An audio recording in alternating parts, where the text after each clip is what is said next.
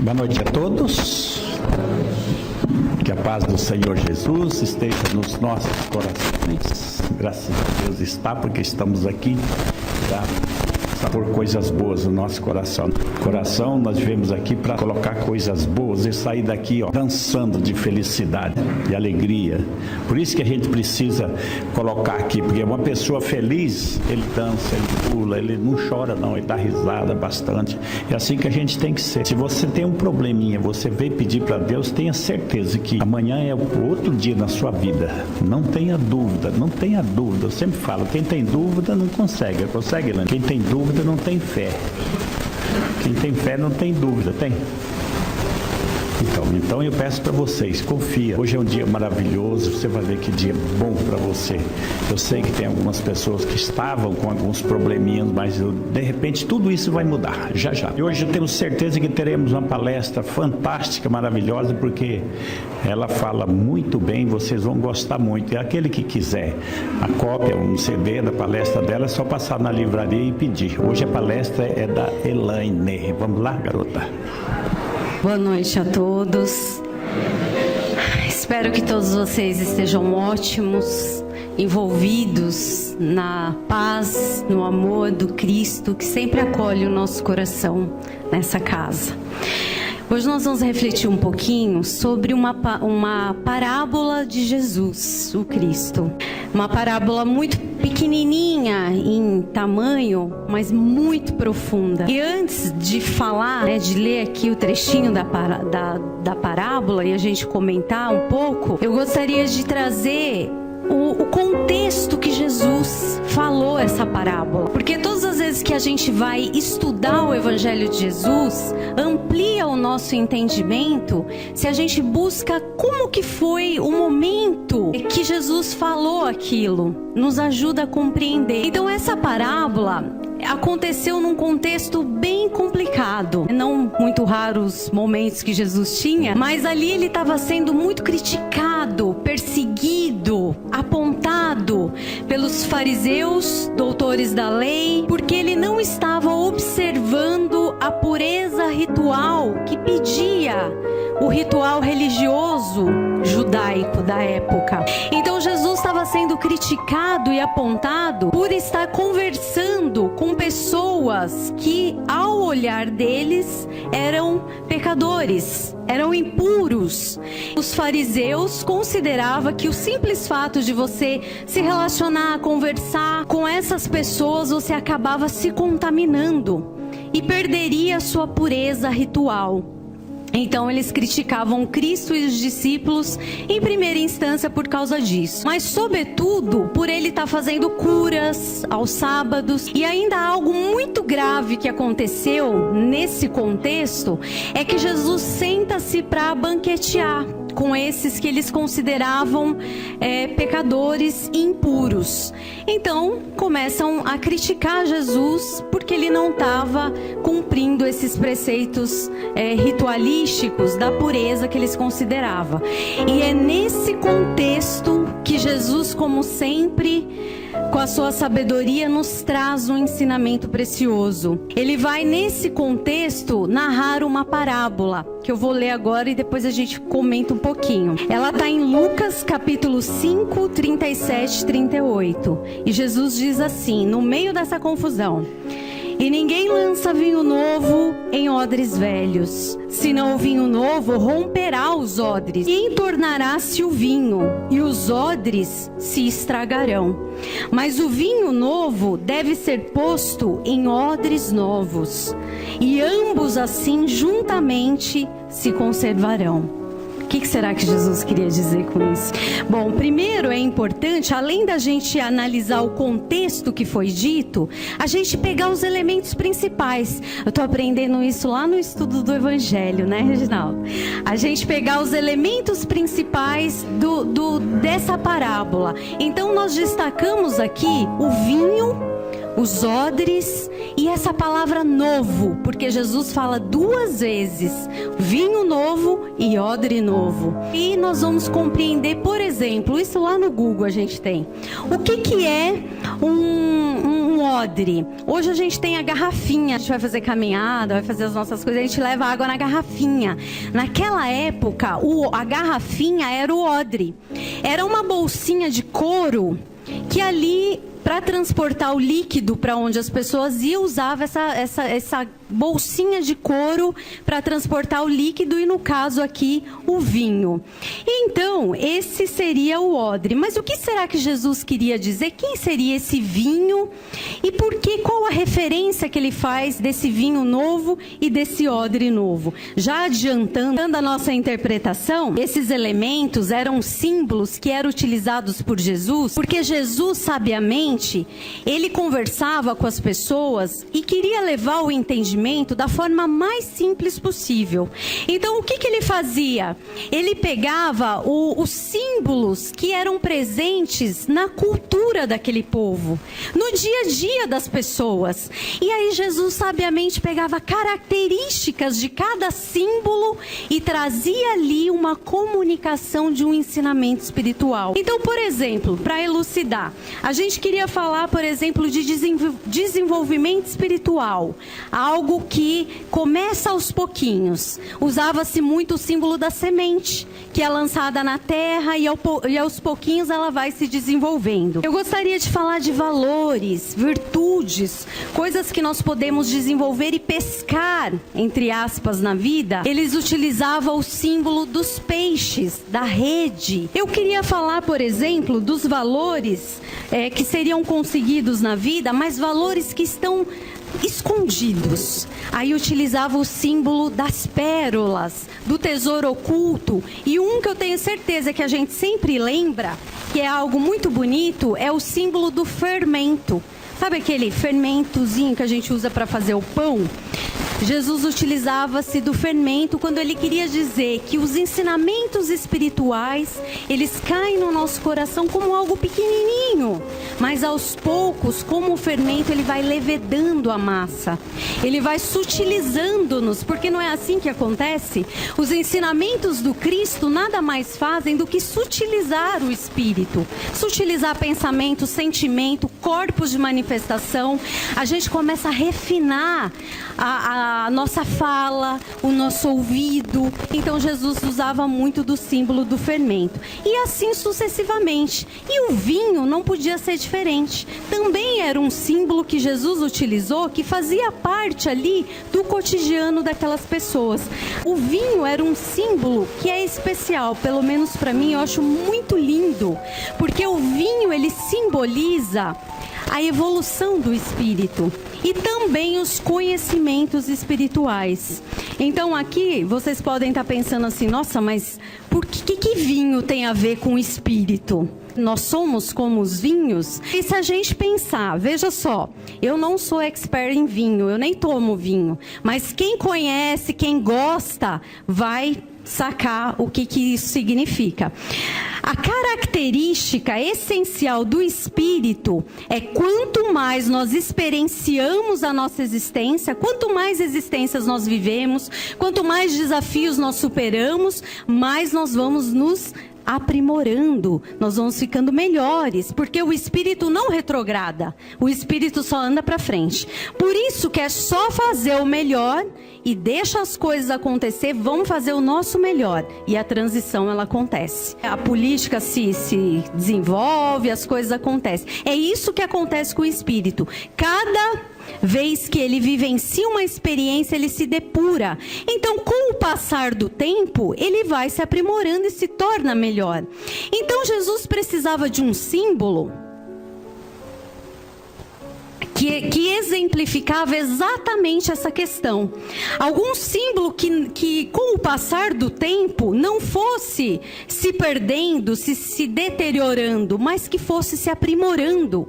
E aí ele usa sabiamente o símbolo do vinho. Como eu disse, quem conhece vinho e gosta, quanto mais antigo diz, né? Quanto mais velho o vinho, mais gostoso, mais saboroso, mais aprimorado diz que é o vinho. Então é interessante que nós podemos fazer essa relação nesse entendimento para compreender por que Jesus simboliza o vinho como a evolução do espírito. Espírito. E é interessante porque, vejamos, esses elementos físicos ao redor deles, tudo se deteriorava, mas Jesus sabiamente encontra o vinho para que pudesse explicar, fazer essa metáfora da evolução do Espírito. Por isso que eles utilizaram o vinho como esse símbolo. E isso não é novidade para nós. Por mais que às vezes isso pareça ser algo novo, não é novidade para nós, porque vem dessa cultura judaica cristã desde a época de Jesus, mas é interessante porque para nós espíritas isso é muito presente. Quem já leu o livro dos Espíritos aqui? Pode levantar a mão. Gente, leiam o livro dos Espíritos. É algo que ajuda-nos no nosso crescimento, nos momentos das nossas dificuldades. É um livro que faz parte da codificação espírita e que nós precisamos estudar. Mas enfim, quem já leu, quem não leu, chega em casa e abre na parte de prolegômenos. Depois da introdução, a primeira parte, prolegômenos, lá em cima a gente vai encontrar uma figura muito interessante, que é a cepa de uma videira. O que é a cepa? É um raminho de uma videira com umas folhinhas e o cachinho de uva. Então veja, a cepa da videira, diz ali os espíritos, que é o símbolo do trabalhador, o símbolo do trabalho do Criador e o símbolo também da evolução do espírito. Então a cepa é o corpo, o vinho é o espírito e a frutinha é a alma encarnada que vai quintessenciando aqui através das experiências na matéria e vai se aprimorando. Interessante de nós pensarmos também, veja como realmente Jesus não veio destruir nada. Porque desde lá das revelações anteriores, judaica cristã e depois o Consolador, que é o Espiritismo, nós percebemos um elo que se entrelaça e que realmente é uma pedagogia divina para um plano maior em nossas vidas. Então o vinho aqui, além de ser um símbolo que representa para nós a evolução de nós espíritos, também Jesus nos traz que ele é o símbolo do conhecimento espiritual, de algo que chega até nós, esse conhecimento espiritual do Evangelho, que não é o livro, mas que é a lei, que é o amor trazido pelo Cristo para que nós pudéssemos conhecer. Assim, naturalmente, se o vinho tem duas conotações de simbologia, o espírito que se eleva e de cima para baixo, o conhecimento espiritual que nos chega, a gente começa a vislumbrar quem são os odres. Quem são os odres? Os odres somos nós, é o nosso coração.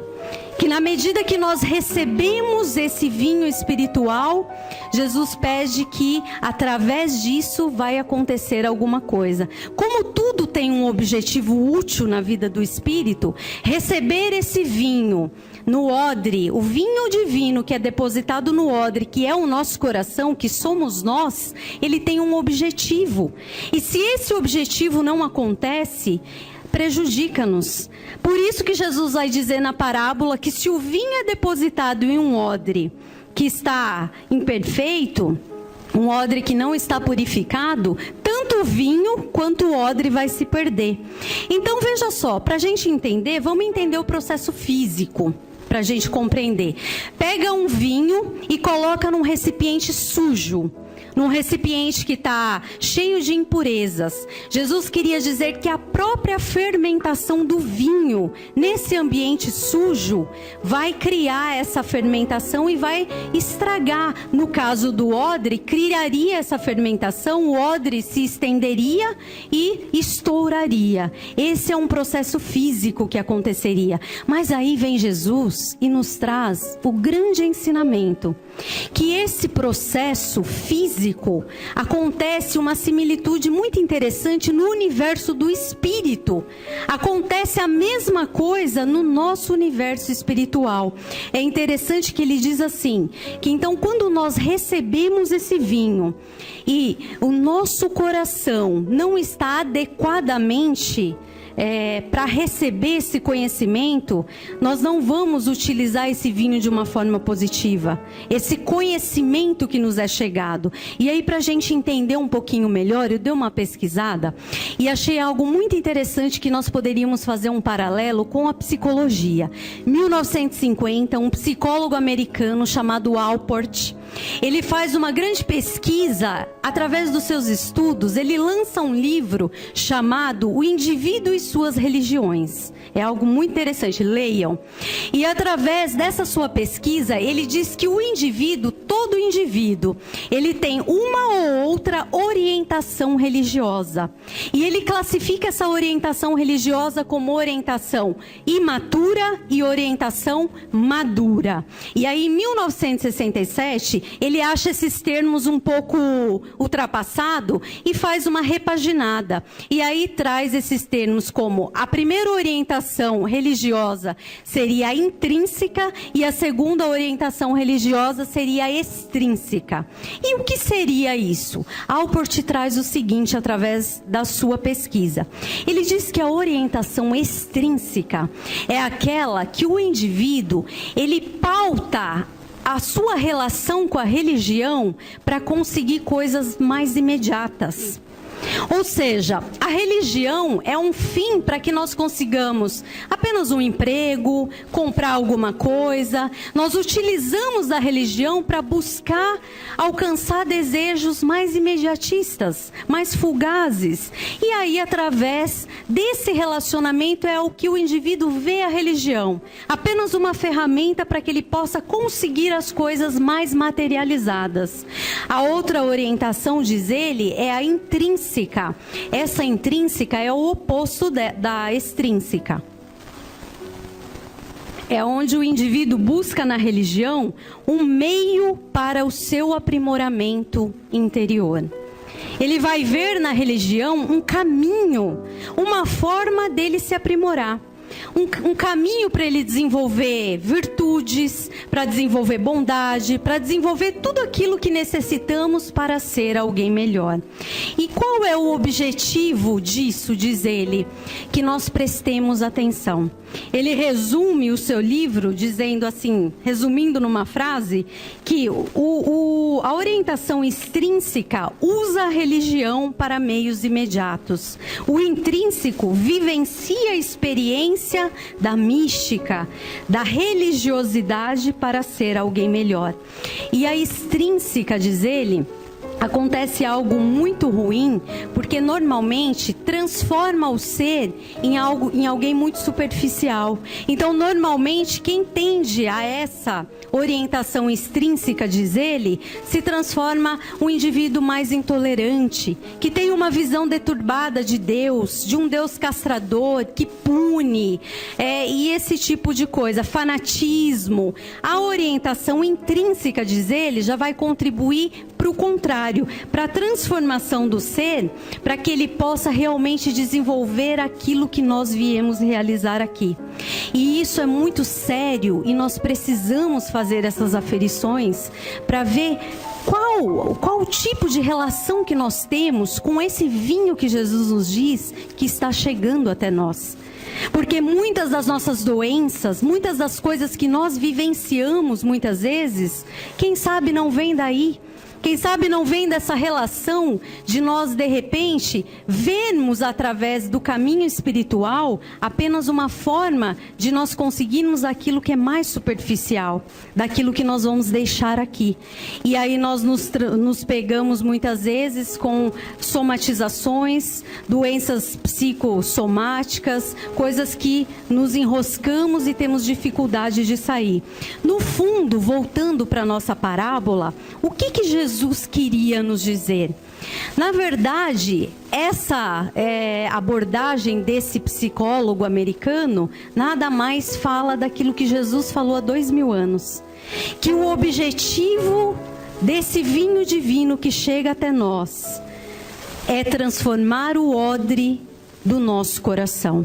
Transformar o nosso interior, é renovar o nosso ser, é aprimorar aquilo que nós somos, porque senão nada adianta. é muito complicado quando todo o conhecimento que chega até nós, a gente não procura se esforçar para vivenciar aquilo. Outro dia eu li num livro do Dr. Bezerra de Menezes que dizia assim: todo conhecimento que chega para o ser e que não é levado para a experiência da vida, para a vivência, mais cedo ou mais tarde transforma-se em doença. E não é assim quando a gente faz alguma coisa errada, que a nossa consciência sabe que não deveríamos ter feito. Qual é a primeira sensação? Culpa. Então há um atrito. Jesus nos diz que quando esse vinho chega e o nosso interior não está renovado, mais cedo ou mais tarde acontece esse atrito da nossa consciência, daquilo que nós já sabemos perante aquilo que nós estamos vivenciando. E Kardec é muito feliz porque ele fala a mesma coisa. Lá no capítulo 8 do Evangelho segundo o Espiritismo, ele nos traz que o objetivo da religião, de toda religião, deveria ser a transformação moral do ser. E aí ele completa que, na verdade, se reconhece o verdadeiro espírita, o verdadeiro cristão, pelo esforço que ele faz nessa direção da transformação moral. E é muito interessante a gente pensar nesse vinho que chega até nós. Se nós pensarmos o que é a religião, vamos voltar lá para a etimologia da palavra. Em latim, religião é religare, ligar com alguma coisa, ligar com, unir, reunir. Nesse contexto, ligar o ser humano ao sagrado, ligar o ser humano ao divino. É esse o objetivo dos ensinamentos do Cristo para a nossa vida, dos ensinamentos de Jesus. Então observemos que toda religião que está pautada em atos somente exteriores não vai cumprir esse objetivo de aprimorar o nosso coração. E aí, com a perspicácia de Kardec, ele é muito feliz e ele faz o quê? Orientado pelos espíritos, ele praticamente exclui da doutrina espírita os ritualismos. Vocês veem que não tem ritos, não tem castas, não tem cerimônias dentro da doutrina espírita.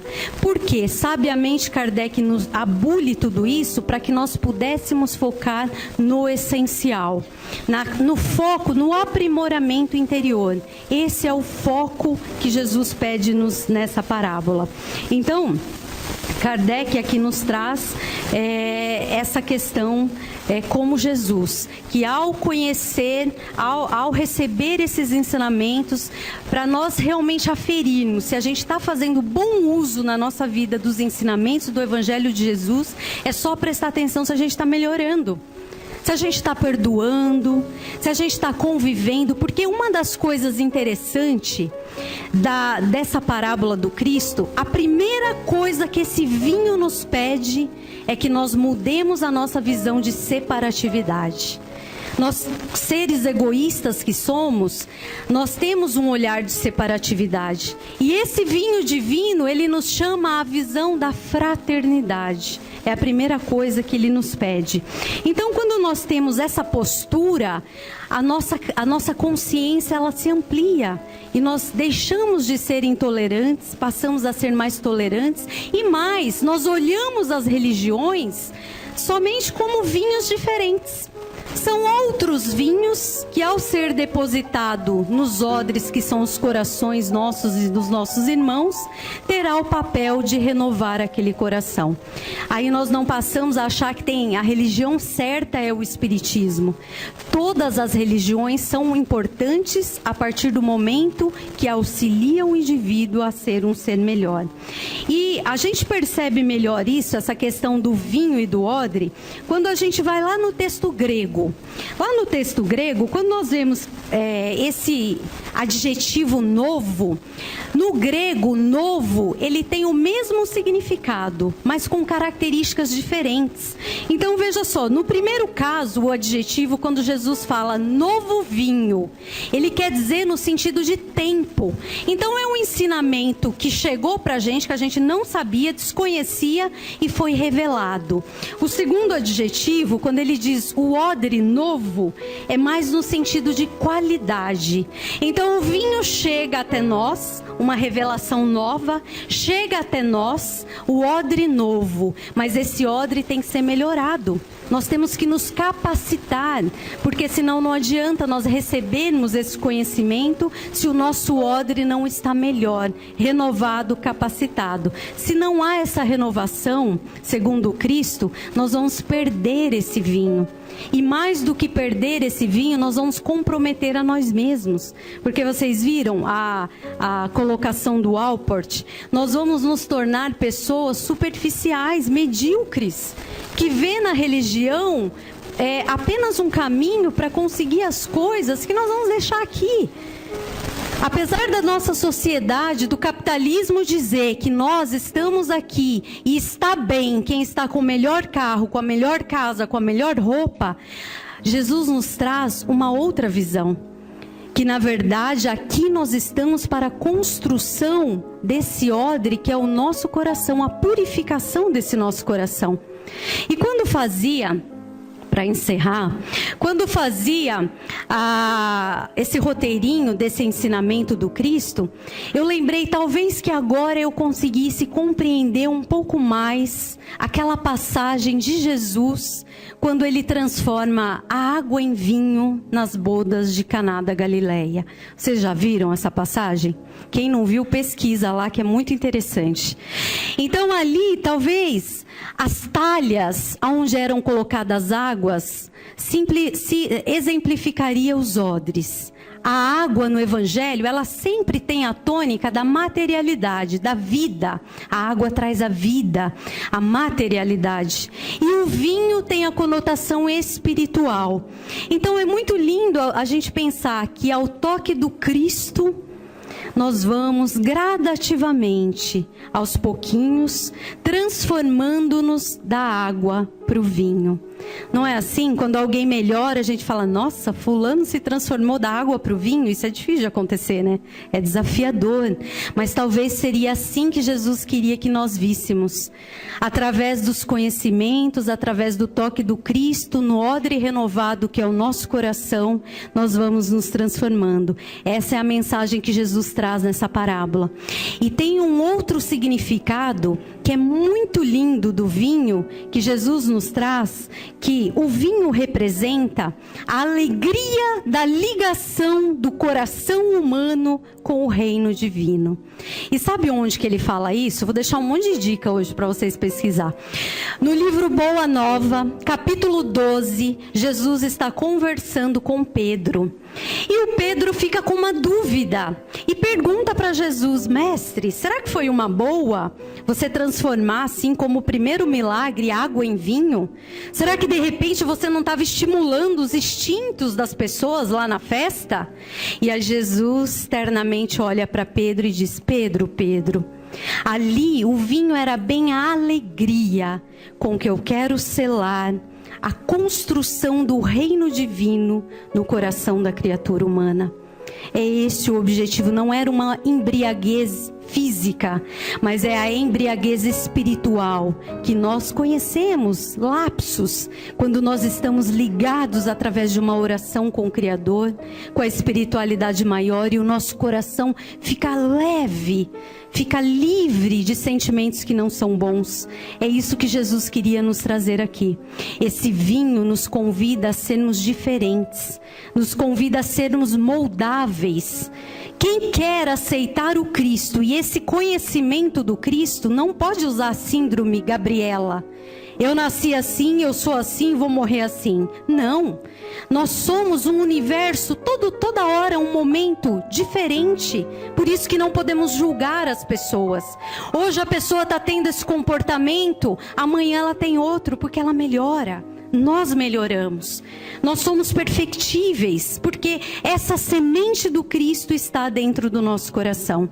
E quando nós aceitamos realmente a construir essa obra de si mesmo, porque essa é a maior e mais importante obra do Espírito, a construção de si mesmo aqui em cada existência.